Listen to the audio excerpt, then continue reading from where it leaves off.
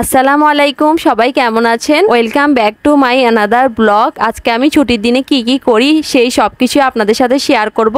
আশা করি ব্লগের শেষ পর্যন্ত আমার পাশে থাকবেন এবং লাইক শেয়ার কমেন্ট করতে কিন্তু ভুলবেন না। চাইলে এক্ষুনি করে দিতে পারেন। হ্যাঁ, আপনারা কিন্তু লাইক দিতে একদম ভুলে যান, এই জন্য আমি কিন্তু অনেক রাগ আছি।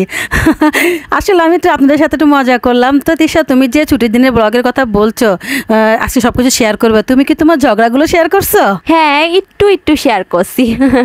এখন দেখি বেশি হাসছো, কিছুক্ষণ আগে তো গোমরা মুখ ছিলে, এখন যদি একটু বকা দিয়ে দিই তাহলে কেমন হবে বলো তো? তুমি তো সবসময় আমাকে বকা দাও, এটা নতুন কিছু না।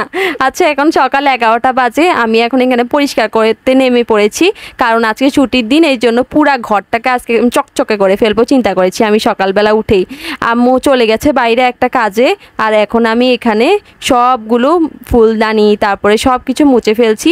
আর ওই যে গাছগুলো দেখতে পাচ্ছেন, ওগুলো আমাদের নিচে থাকে, মানে ফ্লোরে থাকে, কিন্তু এখন ওদেরকে একটু রোদে দিয়েছি, ওরা একটু রোদ পাইলে ওদের একটু ভালো হয় গ্রোথ, এই জন্য। এই যে দেখেন এখানে তাসিনের অবস্থা, তাসিনকে আম্মু এত খেলনা কিনে দেয়, আমিও এত খেলনা কিনে দিই, এরপরও ওর এসব লাইট তারপরে ওষুধ এগুলো নিয়ে ওর খেলতেই হবে। আর ও খেলে খেলে এগুলো আমাদের দরকারি জায়গায় এনে এনে রেখে দেয়, জায়গা মতো রেখে দেয় না। আর এখন আমি এই বাস্কেটটাকেও পরিষ্কার করে নিচ্ছি, এত ধুলোবালি হয় আমাদের ঘরে, কারণ আমাদের ঘরটা রাস্তার পাশে যে, এই জন্য। তাছাড়াও এই ঘরে ধুলোবালি পরিষ্কার করা মেড হচ্ছি আমি, আর আম্মু হচ্ছে চেকিং মাস্টার। আম্মু ধুলোবালি পরিষ্কার করে না, কিন্তু চেকিং দিতে ভুলে না। এদিকে আম্মু 1 ঘন্টার কথা বলে বাইরে যায় আর আসি 3 ঘন্টা পরে। আর এর ফাঁকে আমি প্লেট বাসন সব কিছু ধুয়ে ফেলেছি, ঘরও ঝাড়ু দিয়ে ফেলেছি, এরপর টেবিলটা এখন পরিষ্কার করছি। এখনো আম্মুর আসার খবর নাই, আমি তো কত কাজ করে ফেললাম। আমাকে ছাড়া তো তোমরা চলতেই পারো না, আমি যখন 1 ঘন্টা বাইরে থাকি তোমরা ভাবো যে আমি 3 ঘন্টা ঘরে নাই। তুমি 5 মিনিট ঘরে না থাকলেই আমাদের কাছে সব এলোমেলো লাগে আর অনেক একাকিত্ব লাগে। এই যে দেখেন, এই গাছগুলো না আমার জানের শত্রু, ও এখনো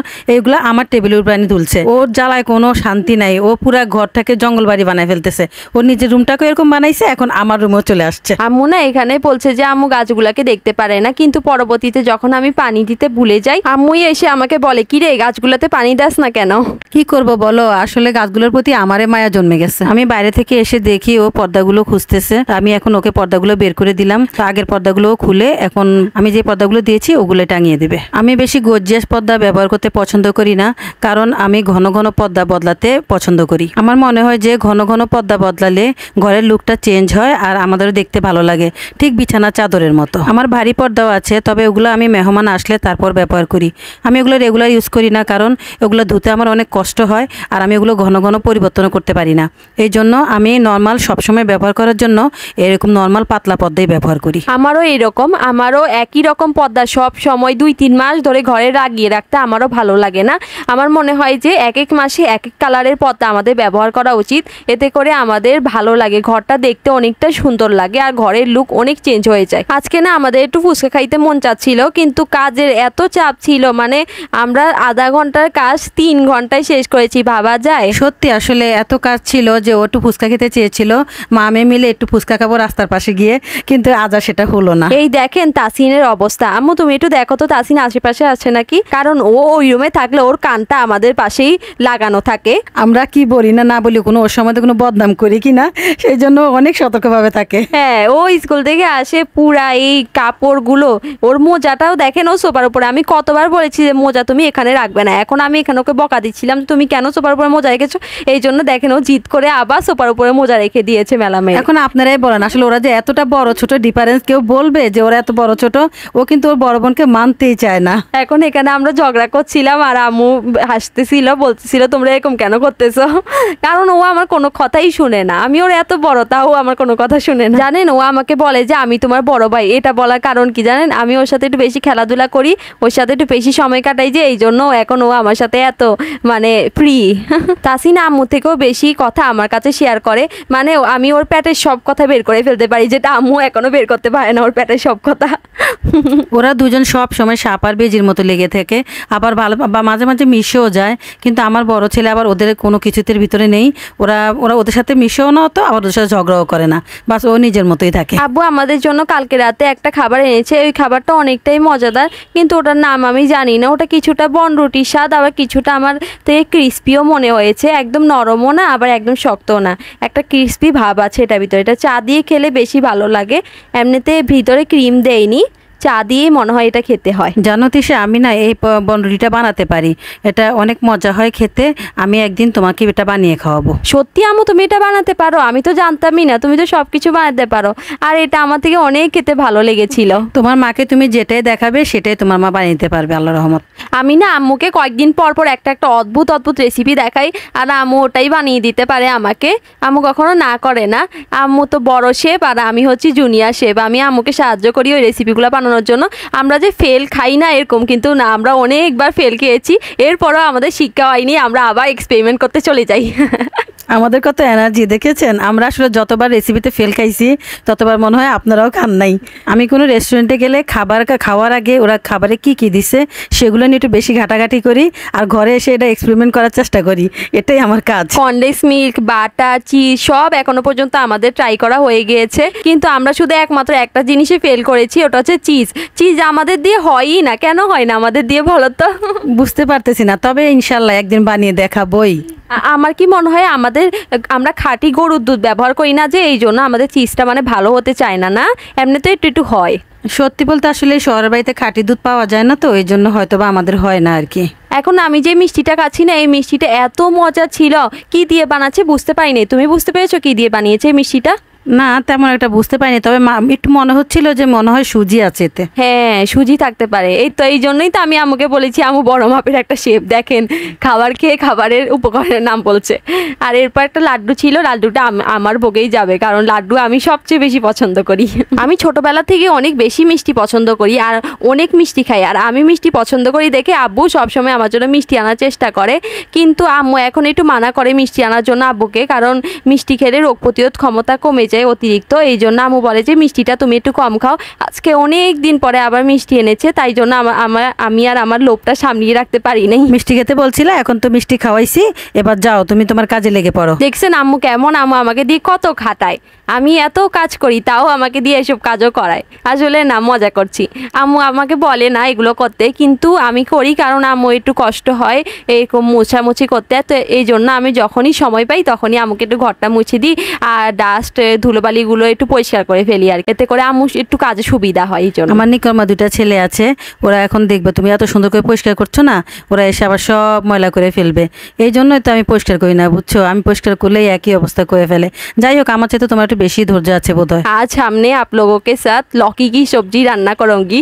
আপনারা লকি কি চিনতে পারছেন? আমিও এক সময় লকি কি জানতাম না। আমি যখন পাকিস্তানি রেসিপিগুলো দেখতাম তখন ওনারা বলতো আজকে লকি সবজি রান্না করব। আমি ভাবতাম কি লকি আবার কি জিনিস। পরে আমি জানতে পারি যে লকি আসলে লাউ।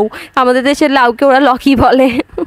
এই জিনিস জানতে জানতে আমার 2 বছর টাইম লাগছে। পাকিস্তান আর তুর্কি খাবার দাবারের প্রতি আমার আলাদাই একটা ভালো লাগে, কারণ পাকিস্তানে এই লাউ দিয়েও হালুয়া তৈরি করে, আবার পামকিন দিয়েও হালুয়া তৈরি করে। ওরা কিভাবে যে এগুলা দিয়ে হালুয়া খায় আমি এটাই আজ পর্যন্ত বুঝতে পারতেছি না। ও আমাকে এই 2টা সবজি দিয়ে সব সময় মানে এক্সপেরিমেন্ট করার জন্য অনেক চেষ্টা করতেছে, আমাকে দিয়েও হালুয়া বানাবে। আমি কিন্তু করব না ভাই, কারণ আমি জানি আমি করলে এগুলো সব ডাস্টবিনে ফেলে দিতে হবে আর ওরা খাবে না। আমার মনে হয় না ডাস্টবিনে ফেলতে হবে, কারণ এইসব হালুয়াগুলোর টেস্টে ওই সবজির গ্রান থাকেই না। আমি এটা আম্মুকে বুঝাইতে পারছি না যে সবজির গ্রান থাকবে না, অনেক মজা লাগবে। আম্মু তো আমাকে গাজরের হালুয়াও খেতে দেয় না। তোমার উপর আমি অনেক রাগ আছি।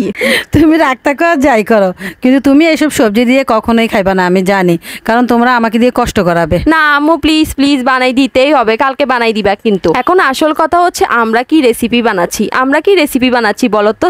আমরা আসলে লাউ দিয়ে ডাল দিয়ে একটা রেসিপি বানাচ্ছি। তো আমরা এখানে 2 পদের ডাল দিয়েছি, মুসুরির ডাল আর ছোলার ডাল।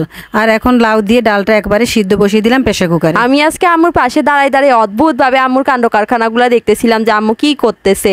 কিছুক্ষণ দেখি ধনিয়া পাতা, কাঁচামরিচ, রসুন, আদা এগুলাকে ব্লান্ডার করতেছে। তুমি যা করতেছো এগুলো কি লাউয়ের সাথে খায়? এগুলো আজকে আমি যা দিব সব লাউয়ের সাথেই দিব। আর লাউ তরকারিটা আজকে আমি এমনভাবে রান্না করব যে তোমরা ভুলতেই পারবা না। আজকে শুধু লাউ তরকারি দিয়ে ভাত খাবা, এত ভাল লাগবে রেসিপিটা। তা আমি আগে তেজপাতা আর পাঁচফোড়ন দিয়ে তেলে কিছুক্ষণ ভেজে নিয়েছি। তারপর আমি যে গ্রেভিটা বানিয়েছি সেটা দিয়ে দিলাম, আর সাথে দিয়ে দিলাম টমেটো। তো গ্রেভিটা আমি বানিয়েছি কি দিয়ে, সেটা আসলে রসুন, আদা, কাঁচামরিচ, তারপর একটু ধনিয়া পাতা এগুলো দিয়ে আমি ব্লেন্ড করে নিয়েছি। এখন আমি সব রকমের মশলা দিয়ে দিয়েছি, হলুদ, মরিচ, আবার লবণ সব কিছু দিয়ে, একটু জিরের গুঁড়ো দিয়েছি, ধনিয়ার গুঁড়ো দিয়েছি। আর এখন আমি যে লাউটা ডালটা সিদ্ধ করে রেখেছিলাম ওটাই আমি এখন ঢেলে দিয়েছি। আর আমি 1 ফোঁটাও পানি দেব না, আর এই লাউয়ের সাথে যে কুটুর পানি ছিল ওইটুক পানি দিয়েই আমি বাকিটা সিদ্ধ করে নেব। এই লাউয়ের সবজি তরকারিটা দিয়ে আপনারা রুটি ভাত সব কিছু খেতে পারবেন, পরোটা দিয়েও খেতে পারবেন। এত সুস্বাদু হয়েছে আমি কি বলবো, আমি বারবার বলছি যে এই রেসিপিটা অনেক মজার, আপনারা একবার হলেও ট্রাই করবেন। আম্মু এখানে কোনো কিছু ব্যবহার করিনি, একদম সবজি, তাও এত মজাদার হয়েছে। আর এখন আমি বিকালের জন্য তৈরি করে নিচ্ছি মিল্ক পুডিং। আর মিল্ক পুডিং ব্যবহার করার জন্য আমি প্রথমে 1 প্যাকেট দুধ ব্যবহার করেছি এখানে। এরপর আমি নিয়ে নিচ্ছি চায়না গ্রাস। চায়না গ্রাস দিলে এটি জমে যাবে অনেক দ্রুত গতিতে, এই জন্য আমরা চায়না গ্রাসটা ব্যবহার করব।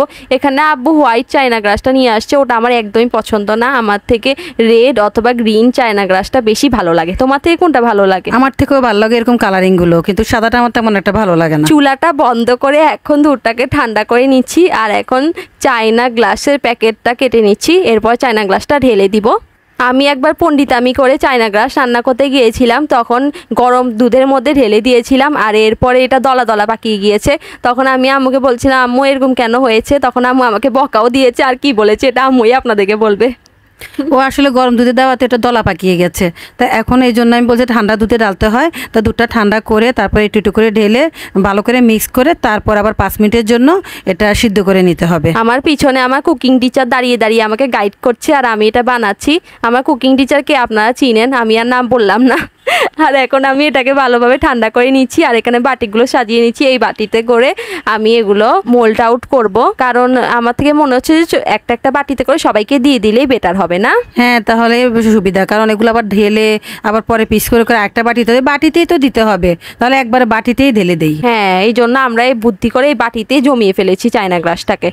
আর এরপরে এত যে সুন্দর হয়েছে পরবর্তীতে আপনারা দেখতে পাবেন। আর এখন আমি এটাকে ঠান্ডা করে ফেলেছি, হালকা একটু ঠান্ডা করে তারপর ঢালছি, তা না হলে বাটিগুলো ফেটে যেতে পারে অতিরিক্ত গরমের কারণে। আর এরপর এক চামচ করে আমি ঢেলে দিচ্ছি আস্তে আস্তে করে, কারণ আমি ভাবছি যে যদি পড়ে টরে যায় আবার, এই জন্য। তুমি যেভাবে আস্তে আস্তে ডাল চড়ো তো পাতিলেই জমে যাবে, এই জন্য আম বলে তুমি ছড়ো আমি ডালি, তোমাকে দিয়ে হবে না এগুলা। তারপরে আম্মু এগুলা নিয়ে পাতিল ধরে ধরে ঢালা শুরু করছে। আসলে এগুলো এভাবেই ঢালতে হয় তাড়াতাড়ি করে, না হলে তো জমে যাবে, এই জন্য আমি ওকে খুব তাড়া দিচ্ছিলাম। আর এই তো আধা ঘন্টা ফ্রিজে রাখার পরে আমাদের পুডিং একদম জমে গিয়েছে আর কত যে মজা হয়েছে। কিন্তু ওই সাদার কারণে আমার একটু ভালো লাগে নাই, লাল কালার হলে সুন্দর লাগতো, কিন্তু টেস্ট একদম ভালো ছিল, পারফেক্ট টেস্ট ছিল। আর আমি এখন দিয়ে দিচ্ছি, তাসিনকে দিয়ে দিলাম, তাসিনও খেয়ে বলছে অনেক মজা হয়েছে। এরপর তামিমকে দিয়ে দিয়েছি, ওর এই 2 নিকাম্মাকে দিয়ে দিচ্ছি, কারণ ওরা ঘরে বসে বসে আরাম করে আর আমাদের বানানো খাবারগুলো খায়, এই জন্য। ওরা না থাকলে আসলে আমরা এই খাবারের রিভিউগুলো কোত্থেকে দিতাম বলো? হ্যাঁ, ওদেরকে দিয়ে এখন রিভিউ নিচ্ছি, ওরা বলছে কেমন হয়েছে বলো তাড়াতাড়ি। আর আম্মু এখানে খাচ্ছে, কারণ আমরা যখন খাইছিলাম তখন অনেক গরম পড়তেছিল না, আর কারেন্টও চলে গিয়েছিল। হ্যাঁ সত্যি, কারণ চলে গেছে, খেতে যে এত ভালো লাগছে। আর এখানে আব্বুর জন্য রেখে দিয়েছি কিছুটা। আর আজকে এই পর্যন্তই। Till then take care and আল্লাহ হাফেজ। আল্লাহ হাফেজ।